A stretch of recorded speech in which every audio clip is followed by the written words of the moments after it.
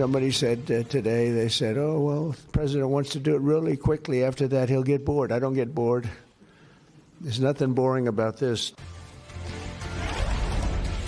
I don't get bored. I just text all night for kicks. Hi again, everybody. It's 5 o'clock in New York.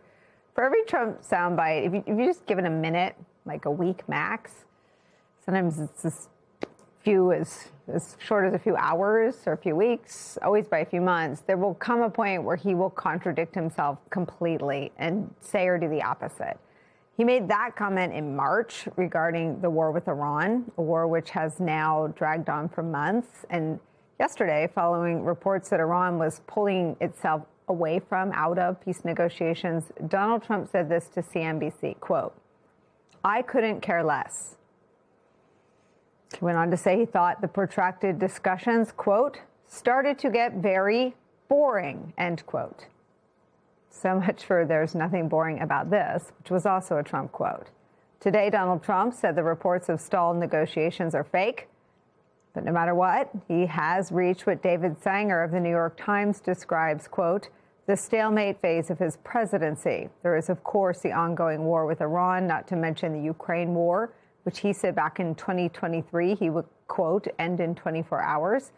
That war is now in its 5th year. David Sanger writes this, quote, "Perhaps all of this is the inevitable result of a president with huge ambitions running into the brick walls of global realities.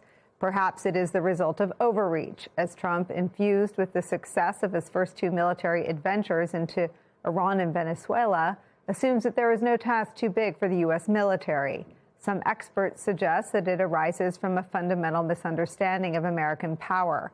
As one of Trump's close aides said recently, destroying nuclear sites from the air is what America does best, and controlling political events in nations like Iran, Russia, and Ukraine is what the United States does worst."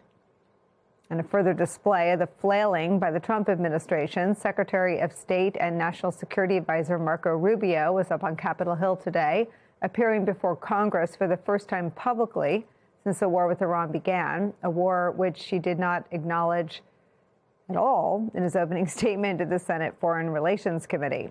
Here's Senator Chris Van Hollen calling Rubio and the Trump administration out. Netanyahu said he's been waiting 40 years to do this. Turns out he finally found a president who was both stupid and reckless enough to join him.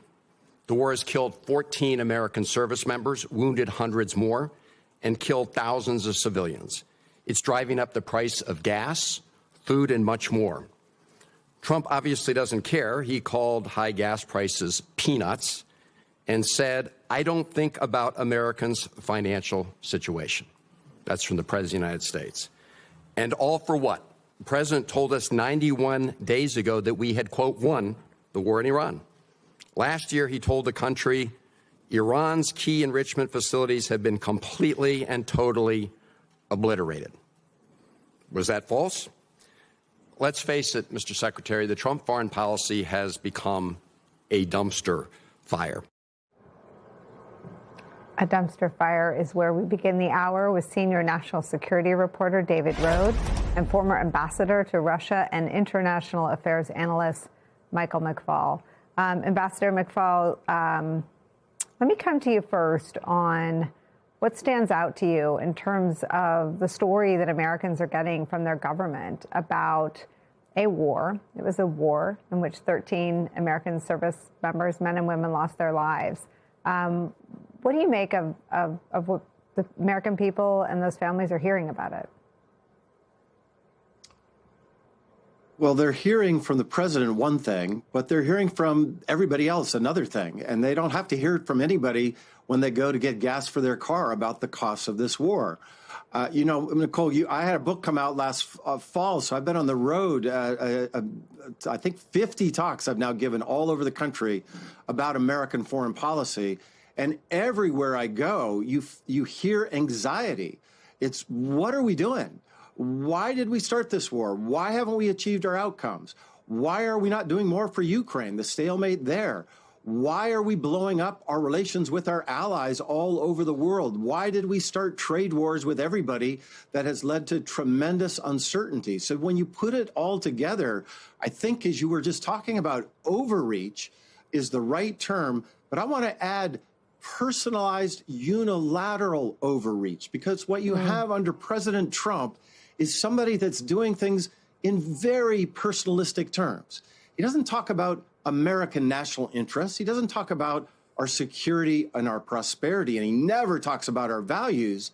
It's always Trump, President Trump, this and that, and his personal relationships with other leaders. And that as a strategy is not working for the rest of us. I want to read you, David, what Axios reported on this line of all foreign policy being wrapped around Donald Trump's personalizing every decision and every interaction on behalf of the country. This is from Axios, quote, "You're effing crazy. Trump fumes at Netanyahu and call on Lebanon" is the headline. President Trump lashed out at Israeli Prime Minister Benjamin Netanyahu over Israel's escalation in Lebanon in an expletive-laden call Monday. 2 U.S. officials and a third source briefed on the call told Axios. Summarizing Trump's remarks to Netanyahu, the U.S. officials said, quote, "You're effing crazy. You'd be in prison if it weren't for me. I'm saving your A word. Everyone hates you. Everybody hates Israel because of this," end quote.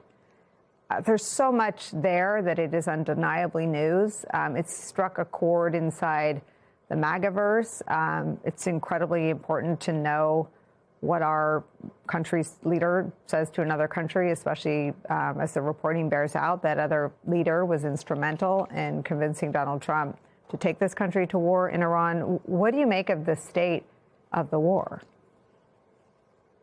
In terms of that specific story, I mean, my sense is that someone in the White House wanted that to get out, and that may have been even the president himself, that he wanted to be seen, I think, as standing up to Netanyahu. Who knows if the exact wording is right.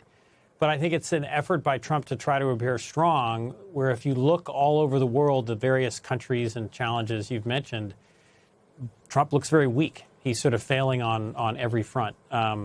So it's an extraordinary leak. Israeli officials have denied it, but I think I just was meeting actually with an intelligence official here in Washington, a former official. They felt like Trump sort of created an opening and said to Netanyahu, maybe you can, do some more in Lebanon.